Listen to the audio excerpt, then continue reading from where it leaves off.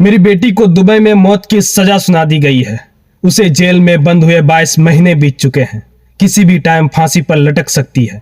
उसकी केवल यही गलती थी कि वो आम लड़कियों जैसा दिखना चाहती थी। इस चाहत ने उसे बांदा से दुबई की जेल तक पहुंचा दिया। ये कहना है बांदा के शब्बीर खान का।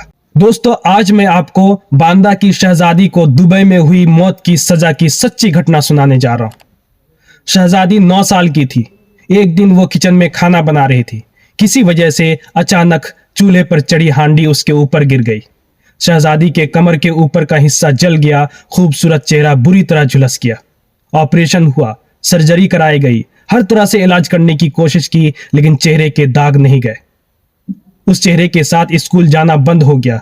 शहजादी चुप चुप रहने लगी और बाहर निकलना बंद हो गया। एक दिन शहजादी रोती हुई मां के पास आई और कहने लगी, प्लास्टिक सर्जरी करा दो, चेहरा ठीक हो जाएगा। लेकिन उतना खर्च करना फैमिली की हैसियत नहीं थी। धीरे धीरे इसके बारे में बात करना बंद हो गया। लेकिन शहजादी आम लड़कियों जैसा दिखना चाहती थी, लेकिन ऐसा उसके बस में नहीं था। कुछ दिनों के बाद शहजादी स्कूल में एक एनजीओ से जुड़ गई। लॉकडाउन में कोरोना किट बांटती थी तो लोग सराहना भी करते थे। इसी दौरान फेसबुक के जरिए शहजादी की दोस्ती उजैर से हो गई। उजैर शहजादी के घर भी आया। फैमिली को लगा एनजीओ का आदमी है, लेकिन उजैर ने शहजादी से शादी का वादा किया, प्लास्टिक सर्जरी का लालच दिया और दुबई भेजने का मंसूबा बनाया। उस दिन एनजीओ का काम खत्म करने के बाद शहजादी स्कूल से घर आई और चहकते हुए अपने अब्बू से बोली, अब्बू, कुछ दिन के लिए मुझे एनजीओ वाले दुबई भेज रहे हैं।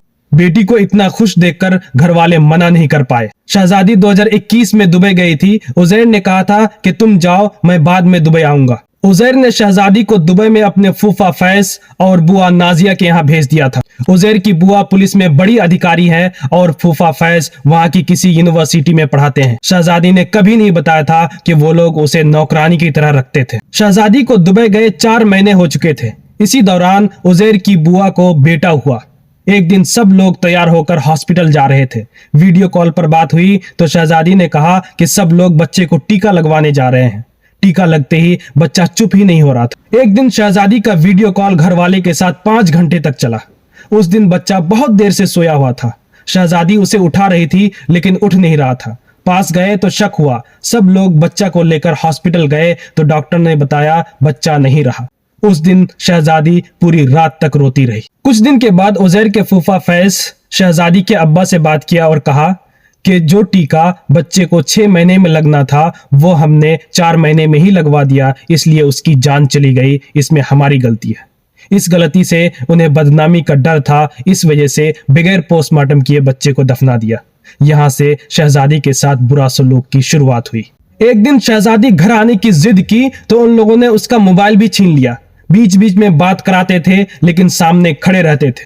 एक दिन शहजादी के साथ मारपीट कर कबूल करवाया कि शहजादी की गलती के वजह से बच्चे की जान गई है। फिर कोर्ट गए तो सीधे फांसी की सजा सुना दी गई। ये सुनते ही शहजादी के अब्बा शब्बीर खान के पैर के नीचे से जमीन ही खिसक गई। मुझे अफसोस है कि मैं अपनी बेटी को समझ नहीं पाया। अगर मैं उसे समझ पाता तो शायद वह हमें झूठ बोलकर दुबई न जाती। मेरे पास पैसे होते तो मैं उसे फांसी की सजा से बचाकर वापस ले आता। ये कहना है शहजादी के अब्बा शब्बीर खान का। दोस्तों, उम्मीद है कोई तंजीम शहजादी को बचाने की कोशिश करेगी। अपनी बच्चियों की हिफाजत करें। मिलते हैं एक और सच्ची कहानी के साथ। तब तक के लिए शुक्रिया।